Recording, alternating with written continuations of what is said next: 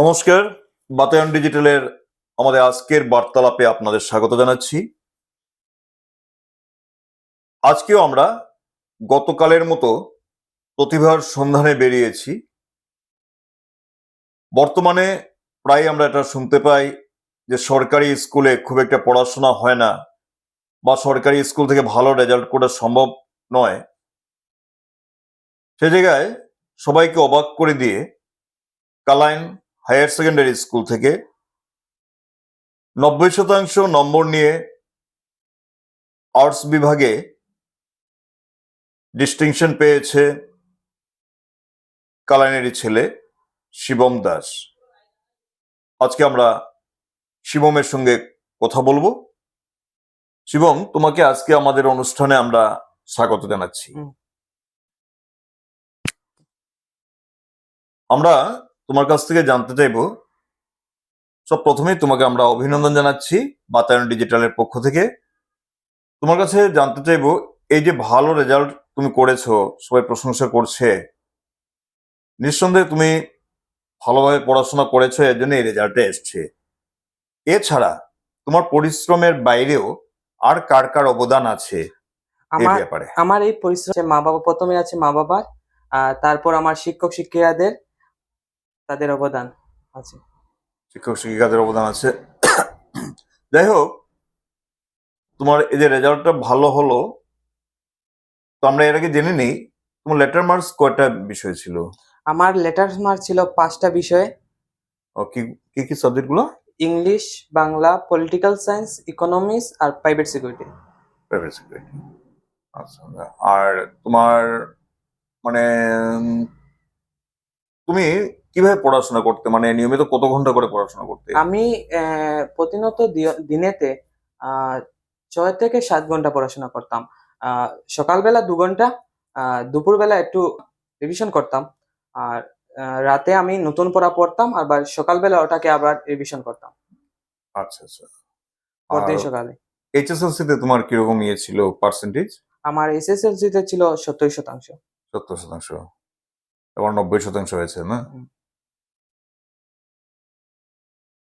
আচ্ছা, এবার তোমার কাছ থেকে আমি জানতে চাইবো, তুমি যেহেতু তোমার স্ট্রিমটা আর্টস ছিল, তো এখন তোমার পরিকল্পনাটা কি? নিশ্চয়ই পড়াশোনা চালিয়ে যাবে, তো কি পরিকল্পনা করেছো? এখন আমি চাই যে ডিগ্রিটা কমপ্লিট করতে, ব্যাচেলার অফ আর্টস করে উম, আহ, আমার পরবর্তীতে আমার এপিএসসি তে বসার স্বপ্ন আছে। আচ্ছা আচ্ছা, ভালো। তোমার উচ্চাকাঙ্ক্ষা থাকা অবশ্যই ভালো। তোমার সেই স্বপ্নটা পূরণ হোক, এটা আমরাও চাইবো। আমরা জানি তুমি খুব একটা সচ্ছল পরিবারের ছেলে নও, তারপর তুমি এই ধরনের রেজাল্ট করেছো। এই জিনিসটাই প্রমাণিত হয় যে আর্থিক অবস্থা কোনো যোগ্যতা মাপকাঠি হতে পারে না। সেটা শিবম আজকে প্রমাণ করে দিয়েছে। নিষ্ঠা, একাগ্রতা থাকলে বিভিন্ন প্রতিকূল অবস্থাকেও কাটিয়ে নেওয়া যায়, তার জ্বলন্ত প্রমাণ শিবম দাস। ঠিক আছে, এখন হায়ার সেকেন্ডারি পরে তোমার লক্ষ্য পূরণের ক্ষেত্রে, এখন যে তুমি বিএ যেটা পড়বে, তুমি বলেছো যে ব্যাচেলার অফ আর্টসে অ্যাডমিশন নেবে, তুমি কোন জায়গায় অ্যাডমিশন নিতে চাইছো? আমি এখন এনসি কলেজে নেব। এনসি কলেজ, বদরপুরে। আচ্ছা আচ্ছা। তো এবার তোমাদের স্কুলের রেজাল্টটা, সামগ্রিক রেজাল্টটা কিরকম হয়েছে? আগের তুলনায় এবার ভালো হয়েছে। ভালো রেজাল্ট হয়েছে, তাই না?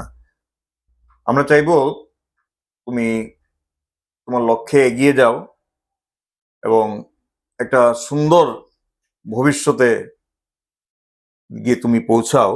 তো এই যে এপিএসসির কথা তুমি বললে, সেই ভাবনাটা তোমার মাথায় কবে থেকে এলো? সেটা আমার ভাবনা, প্রথমত আমি যখন 9-এ ছিলাম, আমার স্বপ্নটা ছিল এনডিএ। আর যখন আমি মেট্রিক পাস করেছিলাম 2024-এ, তখন আমি আমার মার্ক কম আসায়, পার্সেন্টেজ, আমি আর্টসে ভর্তি হয়ে যাই। পরে আমার স্বপ্নটা এনডিএটা অদূরেই রয়ে গেল। আচ্ছা আচ্ছা।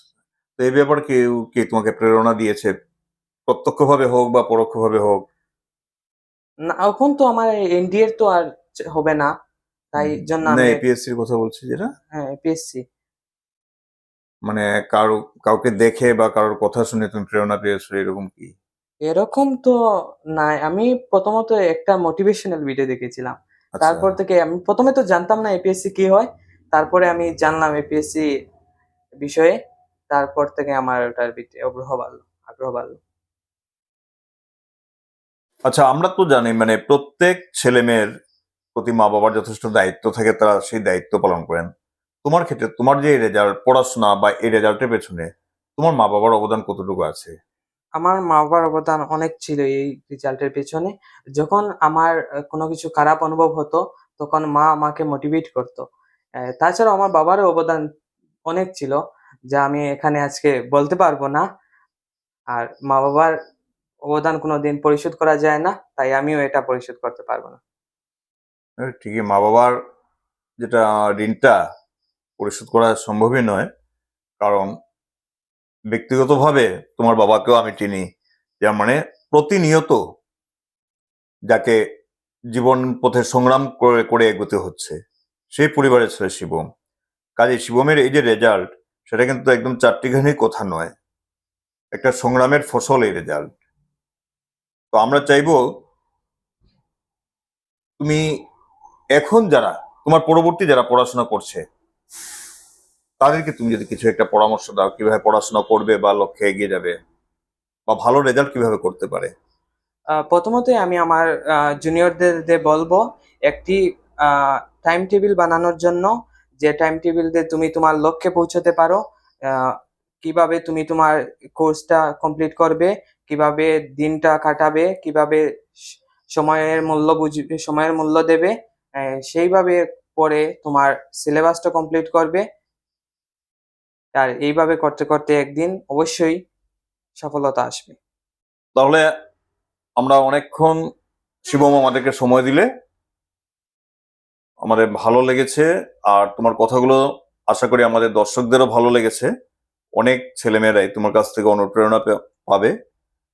এবার আমাদের এই শুভকামনা রইল যে তুমি তোমার ভবিষ্যৎ জীবনে, ভবিষ্যৎ চলার পথটা তোমার সুন্দর হোক, তোমার লক্ষ্যে গিয়ে তুমি পৌঁছাও, এবং তোমার মা বাবার মুখে হাসি ফোটাও।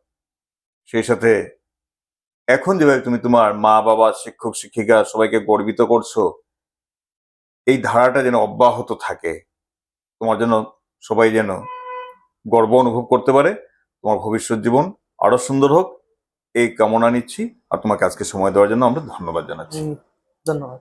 সুপ্রিয় দর্শক মন্ডলী, আপনারা শুনলেন হায়ার সেকেন্ডারিতে ডিস্টিংশন নিয়ে পাস করা 5টি বিষয়ে লেটার মার্কস সহ শিবম দাসের সঙ্গে আমাদের এই বার্তালাপ। আশা করি আপনাদের ভালো লাগছে। সবাইকে অসংখ্য ধন্যবাদ।